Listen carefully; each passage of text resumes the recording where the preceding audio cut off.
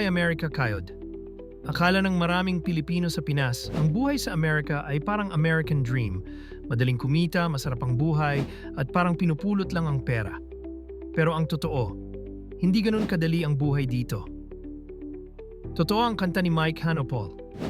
Buhay Amerika, kayod. Kayod Kalabaw.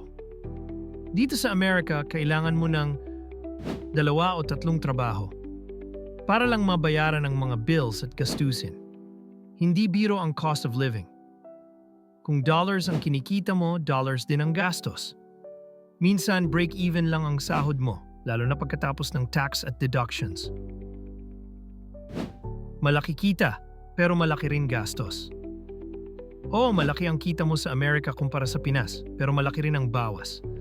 Pagkatapos ng bills sa utilities, gastos sa sasakyan, pagkain at upa, wala nang matitira. Halos lahat ng kinikita mo napupunta lang sa mga bayarin. Walang oras. Madaling araw pa lang, gising ka na at nagmamadali. Gabi na ang uwi mo dahil sa dami ng trabaho. Bawat minuto sinusulit mo para kumita.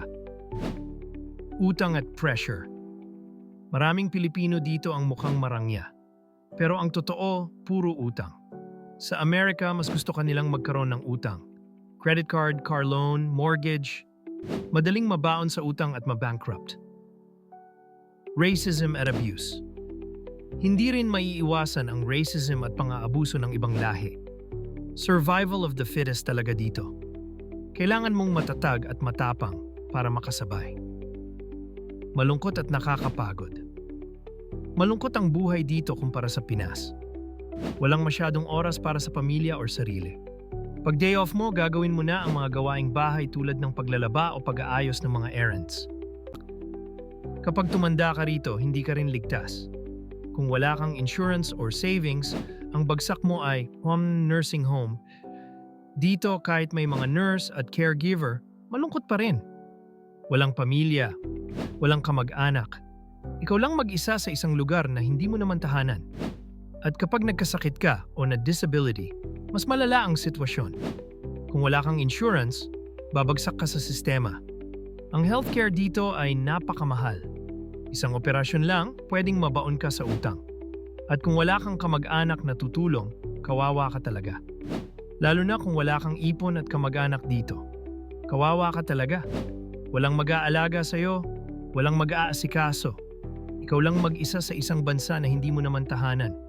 Kaya maraming Pilipino dito kahit malungkot at pagod, nagtitiis lang para sa pamilya sa Pinas. Kaya sa mga nag-iisip na mag-abroad, tandaan, hindi madali ang buhay sa Amerika. Hindi ito American dream, kundi survival of the fittest. Kailangan mong magpakatatag, magsumikap at magtiis. Pero sa huli, ang tanong ay, para kanino ka bumabangon? Para kanino ka nagtitiis? Para sa pamilya mo sa Pinas. Dahil sila ang dahilan kung bakit ka nagpupuyat, nagpapagod at nagtitiis. Hindi ito para sa mahina ang loob. Kaya sa mga nag-iisip na mag-abroad, tandaan, hindi madali ang buhay dito. Pero kung determinado ka, kakayanin mo.